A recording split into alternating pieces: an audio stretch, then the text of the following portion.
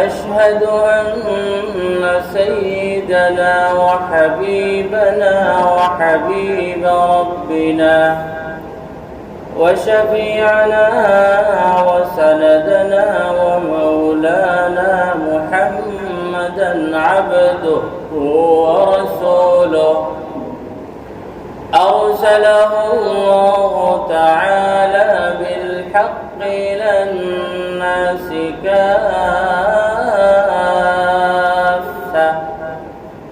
بشيرا ونذيرا وداعيا إلى الله بإذنه وسراجا منيرا. أما بعد فأعوذ بالله من الشيطان الرجيم. بسم الله الرحمن الرحيم.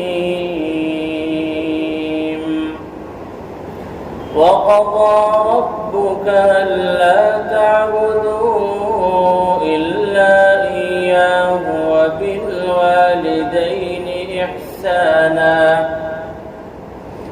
إما يبلغن عندك الكبر أحدهما أو كلاهما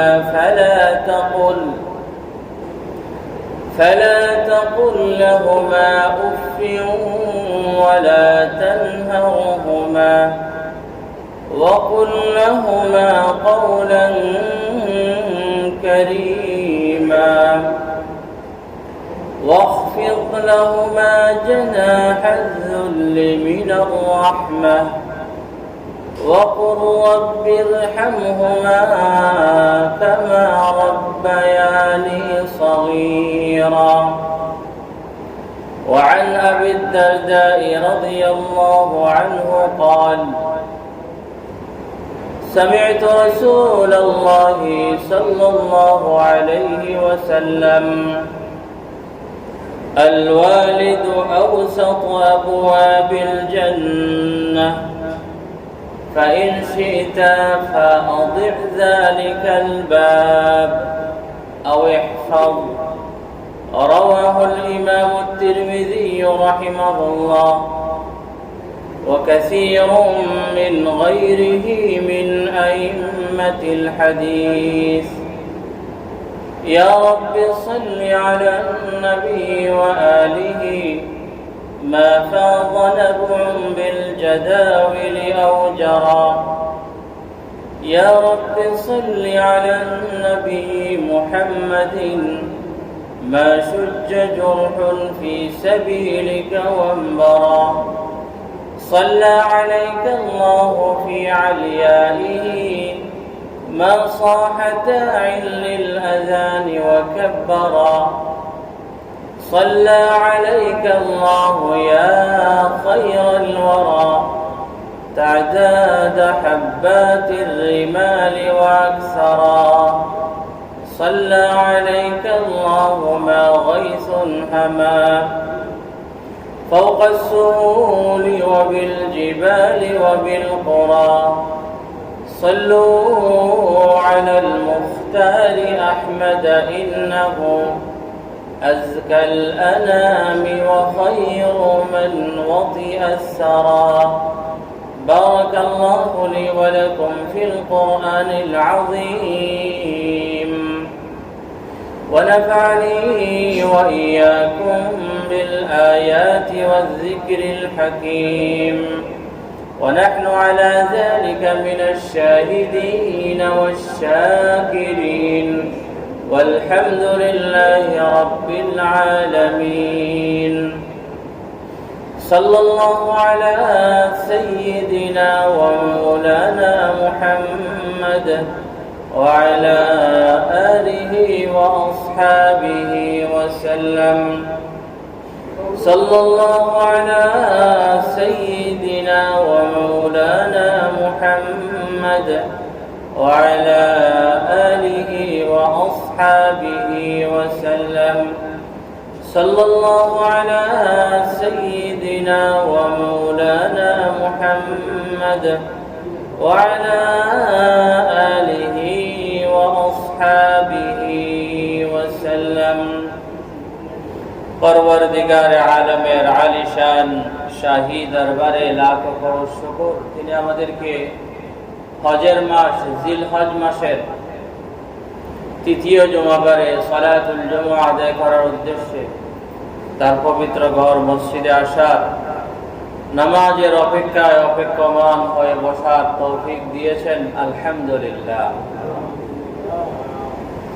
বর্তমান যে সময় চলছে, এই সময়ে আল্লাহ সুবহানাহু ওয়া তাআলা মেহমান যারা তার ঘরের হজ করার জন্য গিয়েছিলেন, তারা আস্তে আস্তে নিজ নিজ বাড়িতে ফিরতেছেন। হজ্জে মকবুল নিয়ে, হজ্জে মবরুর নিয়ে আল্লাহ সুবহানাহু ওয়া তাআলার সন্তুষ্টি, রাজামন্দি নিয়ে তারা ঘরে ফিরছেন। এটাই আমাদের আশা, প্রত্যাশা এবং পরবর্তীকারের কাছে আমাদের প্রার্থনা। হাজী সাহেবগণ যারা হজ করতে গিয়েছেন, তাদের হজকে আল্লাহ সুবহানাহু ওয়া তাআলা কবুল করুন, আমরা এই দোয়া করি।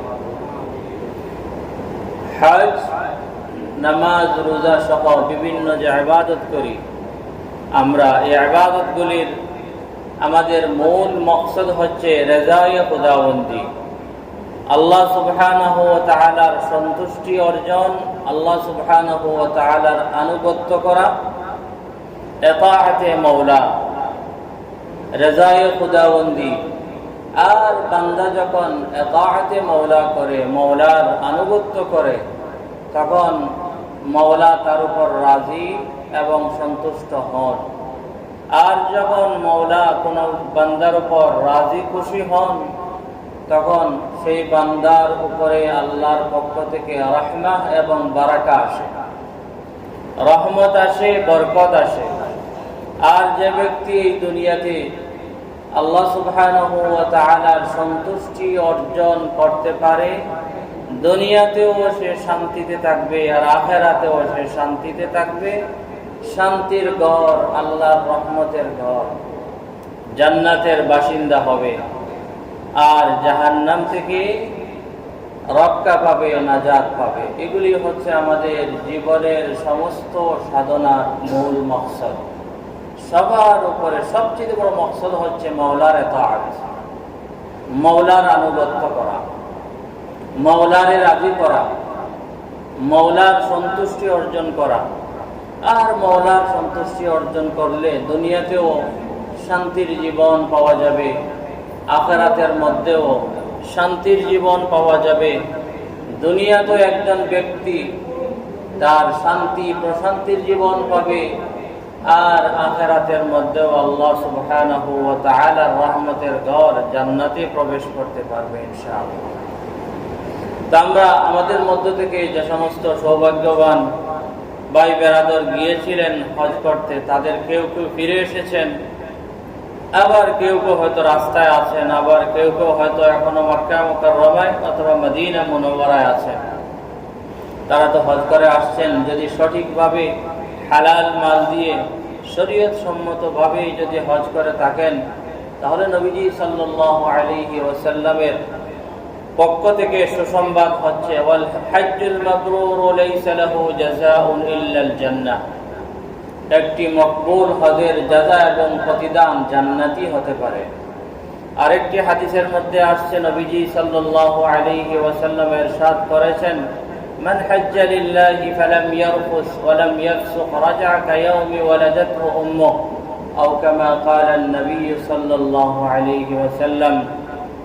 যে ব্যক্তি সঠিকভাবে হজ করলো, হজে গিয়ে হজ বিনষ্টকারী, হজের সম্মান নষ্ট হয় মতো কোনো কাজ করলো না, সেই ব্যক্তি যখন হজ করে তার বাড়িতে ফিরে আসলো, যেমন কি তার নতুন আবার জন্ম হলো।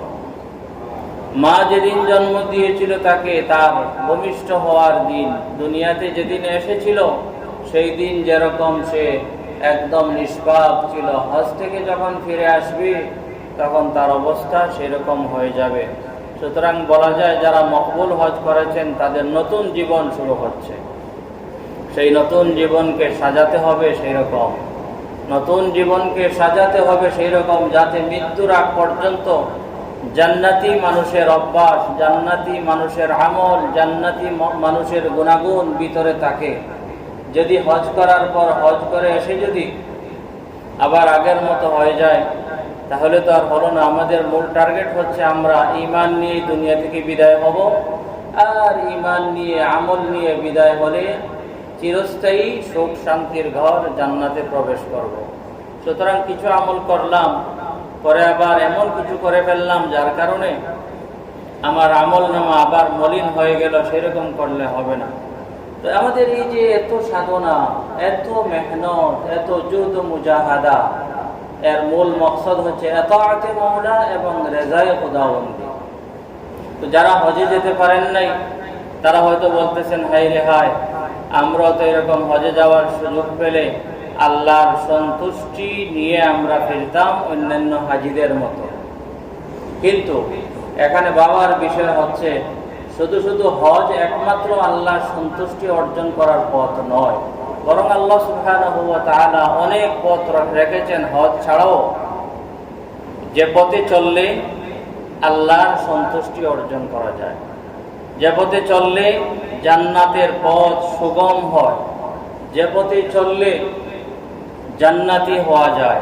শুধু শুধু হজ করলেই জান্নাতি আসার কোনো পথ নাই, বিষয় এরকম না। যে সমস্ত তুরুক ইলাল জান্নাহ, যে সমস্ত রাস্তায় চললে একজন মানুষ জান্নাতের দিকে হাঁটে, তার থেকে উল্লেখযোগ্য এবং গুরুত্বপূর্ণ একটি পথ হচ্ছে বিররুল ওয়ালিদাইন। বিররুল ওয়ালিদাইন, মাতা পিতার সেবা যত্ন, মাতা পিতার সাথে সদাচরণ, মাতা পিতার কথা মোতাবিক চলাফেরা করা, মা বাবার আপনার ডাকে সাড়া দেওয়া, মা বাবার সাথে কোনো ধরনের কোনো বদ আখলাকি, বদসলুকি, কোনো মন্দ কোনো আচরণ থেকে বিরত থাকা, এটাও কিন্তু তরিকুম মিন তুরুকিল জান্নাহ। হযরত হাসান বসরি রাহমাতুল্লাহি আলাইহি কে এক ব্যক্তি এসে বলল, ইয়া ইমাম, ইন্নী আতাআল্লামুল কুরআন, ইন্নী আতাআল্লামুল ইলম। ইমাম সাহেব হাসান বসরি অনেক বড় বুজুর্গ ছিলেন, অনেক বড় আলিম ছিলেন। যে হুজুর, আমার একজন বৃদ্ধা মা আছেন, আর আমি কোরআন শিখতে যাই, কিন্তু কোরআন শিখতে শিখতে আমার লেখাপড়া করতে করতে দেরি হয়ে যায়, আর আমার মা আমাকে রেখে তিনি রাত্রের খাবার গ্রহণ করেন না, আমার অপেক্ষা করেন না। আর আমি কি করব? আমি কি লম্বা টাইম ওইখানে লেখাপড়া শেষ করে তারপর আমি মায়ের কাছে আসব, মাকে অপেক্ষায় রাখবো? তখন হাসান বসরি রাহমাতুল্লাহি আলাইহি বলেছিলেন, তুমি এত লেখাপড়া করার তোমার দরকার নাই, কারণ জরুরত আন্দাজা লেখাপড়া তো করেই ফেলেছ। এখন অতিরিক্ত যে জ্ঞান অর্জন করছো, সেটির চাইতে উত্তম হচ্ছে তুমি দেরি না করে তুমি তোমার আম্মার কাছে চলে যাইবা, আর তোমার আম্মা যে তোমার জন্য অপেক্ষা করে, ওনাকে অপেক্ষার কষ্ট আর দিবা না। তখন তিনি একটি কথা বলেছিলেন, যে কথাটি আল বিররু ওয়াসিলা নামক কিতাবের মধ্যে ইবনুল জাওজি রাহমাতুল্লাহি আলাইহি নকল করেছেন। তিনি বলেছিলেন, তুমি দেরি না করে মায়ের কাছে ফিরে গিয়ে মায়ের সাথে একসাথে বসে রাত্রের খাবার খাওয়াটা একটি নফল হজের চাইতে আরো উত্তম। একটি নফল হজের চাইতে উত্তম। বললেন যে তুমি তোমার মায়ের কাছে যাবে, মায়ের কাছে গেলে মায়ের চক্ষু শীতল হবে, মার আনন্দ লাগবে, মার অন্তর তৃপ্ত হবে। আর এই বিষয়টি একটা নফল হজের চাইতে উত্তম। সুতরাং এই যে শুধুমাত্র হজ করলেই যে আল্লাহকে রাজি খুশি করা যায় আর কোনো পথ নেই, বিষয় এরকম না। হজ হচ্ছে ওই পথ সমূহের একটি। এছাড়াও গুরুত্বপূর্ণ আরেকটি পথ হচ্ছে মা বাবার সেবায় লেগে থাকা। মুসলিম শরীফের বর্ণনা, নবীজি সাল্লাল্লাহু আলাইহি ওয়াসাল্লামের কাছে একজন ব্যক্তি আসলেন, এসে বলেন, ইয়া রাসূলুল্লাহ জিতুকা আস্তাশীরু ফিল গাজওয়ি। ইয়া রাসূলুল্লাহ, শুনেছি আপনি জিহাদে বের হবেন, আমি আপনার কাছে এসেছি এই মশওয়ারা, এই পরামর্শ নিতে যে আমিও কি আপনার সাথে বের হব। তখন নবীজি সাল্লাল্লাহু আলাইহি ওয়াসাল্লাম তাকে বললেন যে আহাইয়ুন ওয়ালিদা, তোমার মা বাবা কি জীবিত আছেন? তখন ফাকাল আর-রাজুল নাম ইয়া রাসূলুল্লাহ, জি হ্যাঁ ইয়া রাসূলুল্লাহ, আমার মা বাবা জীবিত আছেন। তখন নবীজি সাল্লাল্লাহু আলাইহি ওয়াসাল্লাম বললেন ফাফিহিমা ফাজাহিদ, আমার সাথে জিহাদে বের হতে হবে না তোমার, তুমি মা বাবার সেবা যত্নে জিহাদ করো, মা বাবার সেবা যত্নে লেগে যাও। মা বাবার সেবা যত্নে লাগলে আমার সাথে হজ করলে যে পরিমাণ সওয়াব পাবে তার চেয়ে কম পাবে না। সুতরাং আগের যে হাসান বসরি রহমতুল্লাহ আলাইহির কথা থেকে বুঝলাম যে মা বাবার সন্তুষ্টি অর্জন করার লক্ষ্যে কাজ করা, এটা হচ্ছে একটা নফল হজের চাইতে উত্তম। শুধু সেবা নয়, যে কোনো কাজ। মা বাবার কোনো সেবার দরকার নেই, কিন্তু ইচ্ছা হচ্ছে একটু সময় দেওয়া, সময় দিলেন, এটাও বিরাট করে একটা সওয়াবের কাজ। মা বাবার সেবার দরকার, সেবা করলেন, এটাও বিরাট বড় একটা সওয়াবের কাজ।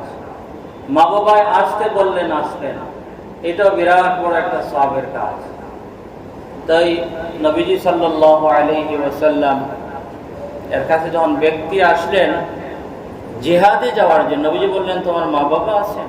জি হ্যাঁ ইয়া রাসূলুল্লাহ। বললেন তাহলে আমার সাথে জিহাদে যেতে হবে না, তোমার মা বাবার সেবায় নিয়োজিত থাকা এটা একটা জিহাদ।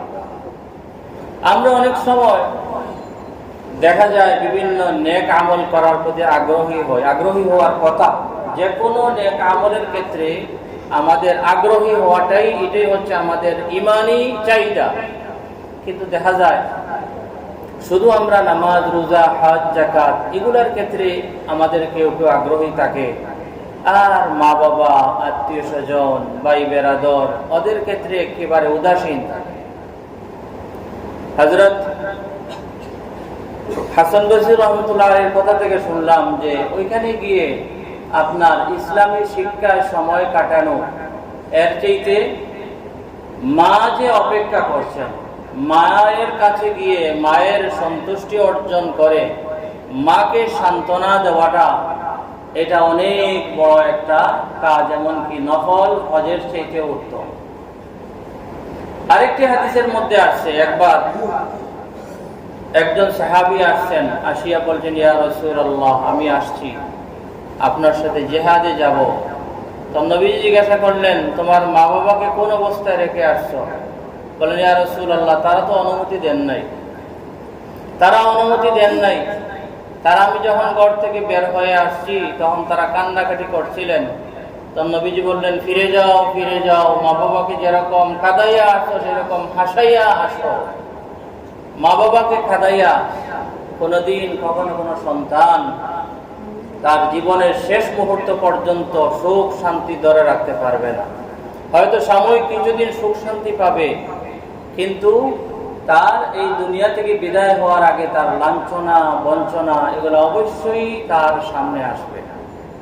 মুসলিম শরীফের হাদিস, নবীজি সাল্লাল্লাহু আলাইহি ওয়াসাল্লাম একবার বললেন রাগিমা আনফুহু সুম্মা রাগিমা আনফুহু সুম্মা রাগিমা আনফুহু, তিনবার বললেন লাঞ্ছিত হোক, অতঃপর লাঞ্ছিত হোক, অতঃপর লাঞ্ছিত হোক, তিনবার বললেন। কিন্তু কারো নাম উল্লেখ করলেন না যে কে লাঞ্ছিত হোক। তখন قال أصحاب رسول الله صلى الله عليه وسلم من يا رسول الله, আপনি যে এত বদদুয়া দিচ্ছেন, কাকে দিচ্ছেন, কার কথা বোঝাতে চাচ্ছেন? তখন নবীজি সাল্লাল্লাহু আলাইহি ওয়াসাল্লাম বললেন মান আদরাকা আবাওয়াইহি ইনদাল কিবারি আহাদাহুমা আও কিলাইহিমা ফালাম ইয়াদখুলিল জান্নাহ, যে ব্যক্তি মা বাবাকে বৃদ্ধ বয়সে পেয়েছে অথবা কোনো একজনকে বৃদ্ধ বয়স পেয়েছে, পাওয়ার পর তাদের সেবা যত্ন করে জান্নাতি হতে পারল না, সে লাঞ্ছিত হল। সুতরাং মা বাবাকে কষ্ট দিয়ে কখনো কোনো সন্তান একেবারে জীবনের শেষ মুহূর্ত পর্যন্ত সুখে শান্তিতে থাকতে পারে না। সেজন্য সেখান থেকে উলামায়ে কেরাম বলছেন, বিররুল ওয়ালিদাইনি দীনুন ওয়া দাইনুন, বিররুল ওয়ালিদাইন দীনুন ওয়া দাইনুন। মা বাবার সেবা যত্ন, মা বাবার সাথে ভালো আচরণ, এটা আমাদের দ্বীনেরও ফরমাইশ, দ্বীনি বিষয়, এবং এটা একটা ঋণও বটে। দ্বীনের বিষয় কি? কোরআন এবং সুন্নাহর অসংখ্য অগণিত জায়গায় মা বাবার সাথে ভালো আচরণের কথা এসেছে। وَقَضَى رَبُّكَ أَلَّا تَعْبُدُوا إِلَّا إِيَّاهُ وَبِالْوَالِدَيْنِ إِحْسَانًا। আল্লাহ সুবহানাহু ওয়া তাআলা কোরআনে কারীমের অনেক জায়গায় তার ইবাদত এর বর্ণনার পাশাপাশি মা বাবার প্রতি হুসনে সুলুক, মা বাবার প্রতি ইহসান করার কথা বলেছেন। ওয়াকাদা রব্বুক, আপনার রবের ফয়সালা, রবের হুকুম, রবের নির্দেশ, আল্লাহ তা'বুদু ইল্লা ইয়া, একমাত্র তোমরা তারই ইবাদত করবে, ওয়াবিল ওয়ালিদাইনি ইহসানা, এবং প্রত্যেকেই নিজের মা বাবার সাথে ভালো আচরণ করবে। إما يبلغن عندك الكبر أحدهما أو كلاهما فلا تقل لهما أف। যখন তারা বুড়া হয়ে যাবেন অথবা তাদের কোনো একজন বুড়া হয়ে যাবেন, তখন তাদের কোনো আচরণে বিরক্ত হয়ে উফ শব্দটা বলবেন। মা বাবার এত বড় হক, মা বাবার আচরণে যদি কোনো কারণে যদি মা বাবা বৃদ্ধ বয়সে এমন আচরণ করেন যে আচরণটি বিরক্তিকর, সে বিরক্তিকর কোনো আচরণ যদি মা বাবার কাছ থেকে পাওয়াও যায়, তার বাদেও এটা প্রকাশ করতে নাই। উফ, যেটা আমরা বলি ইস, আম্মা তুমি কি করলা, ইস। মা বাবার সাথে ইস নাই, মা বাবার সাথে উফ নাই।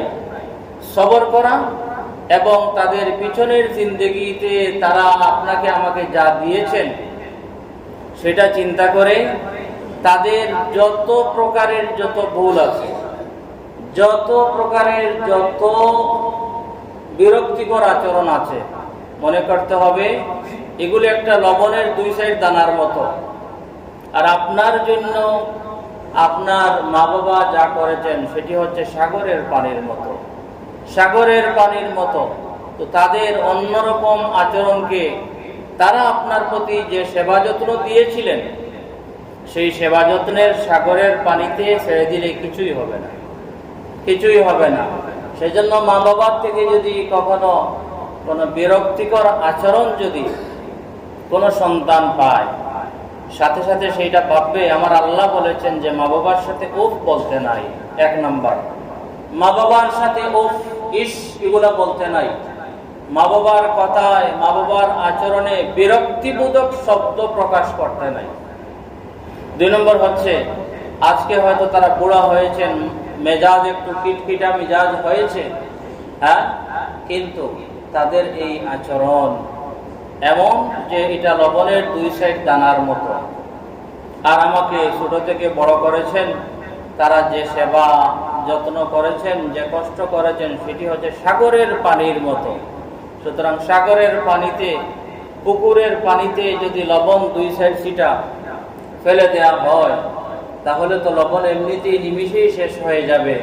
সেই কথা ভেবে মা বাবার সাথে কখনো এরকম আচরণ করতে নাই। হযরত নবী করিম সাল্লাল্লাহু আলাইহি ওয়াসাল্লাম বলেছেন, রিযার রহমানি ফি রিযাল ওয়ালিদাইন, রিযাল ওয়ালিদ ওয়া সাখাতুর রহমানি ফি সাখাতিল ওয়ালিদ।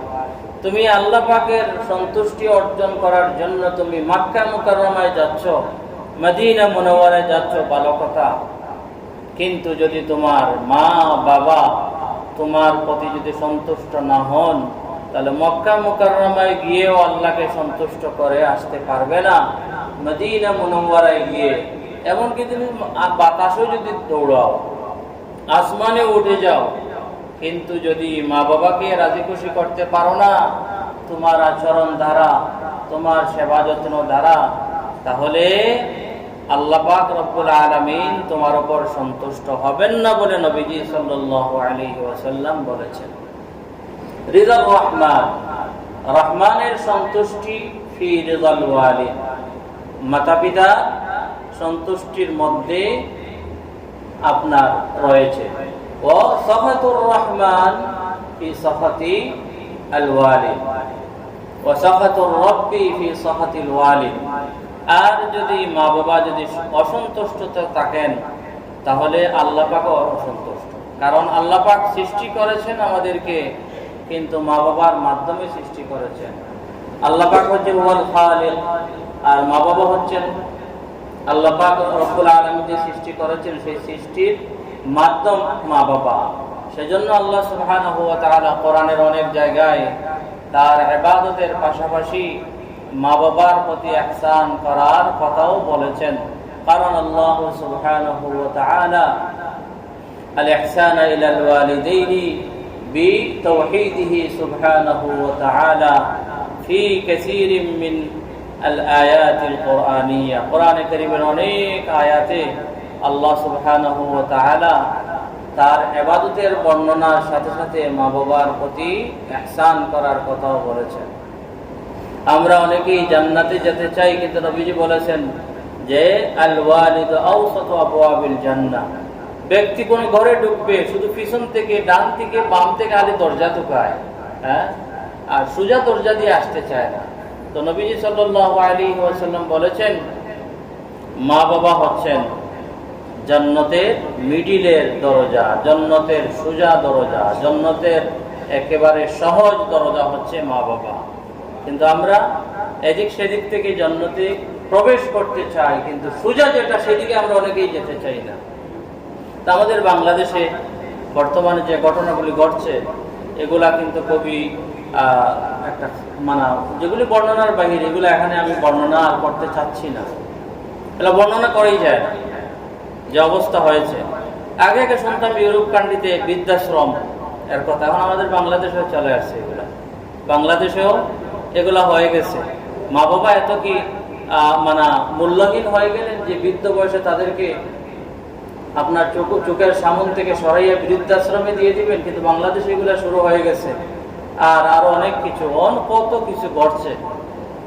ইবনু আব্বাস রাদিয়াল্লাহু তাআলা আনহু বলেন, আমরা তো আমল করি আল্লাহর সন্তুষ্টি অর্জন করার লক্ষ্যে। তিনি বলছেন লা আ'লামু আমালান আহাব্বা ইলাল্লাহি মিন বিররিল ওয়ালিদা, মায়ের সেবা যত্নের তুলনায় আল্লাহর কাছে অধিক প্রিয় অন্য কোনো আমল আমার জানা নেই। হযরত ইবনে আব্বাস বলেছেন। আগে আগে আমাদের সামাজিক নৈতিক শিক্ষা ছিল, এখন মানুষ ডক্টরেট ডিগ্রি লয়, মাস্টার্স ডিগ্রি, ডক্টরেট ডিগ্রি, আরো বিসিএস কত কিছু আছে, কিন্তু নৈতিক শিক্ষা আমাদের মাঝে অভাব। আমাদের এই মসজিদের মুসল্লিও কিছু আছেন যারা বুড়া বয়সে মাকে পেয়েছেন, মাকে হারানোর পর বছর 2 বছর পর্যন্ত দেখা গেছে কাটতে দেখা গেছে। আর আজকের নতুন নতুন সমাজের মানুষ দেখা যায় মা বাবাকে পাঠিয়ে দেয় বৃদ্ধাশ্রম। অথচ আমাদের এই মসজিদের এমনও মুসল্লি আছেন দেখেছি যে ওনার বয়স হয়তো 65, 70, 75 হবে, ওই বয়সে ওনার মা ছিলেন, মা মারা যাওয়ার পরে বছর 2 বছর পর্যন্ত কেঁদেছেন, বছর 2 বছর পর্যন্ত কেঁদেছেন, মায়ের কথা বলে হাউমাউ করে কেঁদেছেন যে হায় রে হায়, আমার জীবনের সবচেয়ে মূল্যবান, আমার জীবনের সবচেয়ে গুরুত্বপূর্ণ দোয়ার জায়গা আমি হারিয়ে ফেলেছি। এরকম আগেকার বুজুর্গানে দিনও এরকম কেঁদেছিলেন, বুজুর্গানে দিনও কেঁদেছিলেন যে তার মা মারা যাওয়ার পর বলেছেন আমার দোয়ার জায়গা ছিল, মকবুল দোয়ার জায়গা ছিল, এখন আর সেই মকবুল দোয়ার জায়গাটা আর নাই। পীর সাহেবের কাছে গেলে উনি দোয়া করবেন আমার জন্য, কিন্তু সেই দোয়াটি কবুল হবে বলে একেবারে গ্যারান্টি দেওয়া যায় না। কিন্তু নবীজি গ্যারান্টি দিয়েছেন 3 ধরনের দোয়া আল্লাহ সুবহানাহু ওয়া তাআলার দরবার থেকে ফেরত আসে না: দাওয়াতুল মাজলুম, দাওয়াতুল মুসাফির আর দাওয়াতুল ওয়ালিদ। তো বুজুর্গানে দিন কাটতেন যে হাই রে হায়, আমার দুইটি দোয়ার জায়গা ছিল, একটি আগে চলে গেছে, আর শেষমেশ আরেকটি দোয়ার জায়গা ছিল, আমার মা ছিলেন, তিনিও চলে গেছেন। এরকম আমাদের এই মসজিদের মুসল্লিরাও এরকম কিছু কিছু মুসল্লিদেরকে দেখেছি, বৃদ্ধ বয়সে ওনার মা যখন, উনি নিজে বুড়ো হয়ে গেছে, ওনার মা যখন মারা গেছেন কাঁদছেন, হাই রে হায়। একটা শান্তির একটা জায়গা ছিল, দোয়ার একটা জায়গা ছিল, সেই জায়গাটাও আজকে আমার আর নাই। সুতরাং সবাই আমরা আমাদের মা বাবার সেবা যত্ন করব, এবং তারা আমাদের ছোট বয়সে আমাদেরকে যে লালন পালন করেছেন, কষ্ট করেছেন, তা তো আর পরিপূর্ণভাবে শোধ করা যাবে না, কিছুটা হলেও শোধ করার চেষ্টা করব। এবং সাথে সাথে আমরা আমাদের মা বাবার সেবা যত্ন করে আমরা একটা পাওনা আমরা রাখবো আমাদের সন্তানদের উপর। আমরা যখন বুড়া হব, তাদের পর্যায়ে যাব, তখন আমাদের ছেলে সন্তানরা আমাদের সাথে ভালো আচরণ করবে এবং আমাদের সেবা যত্ন করবে।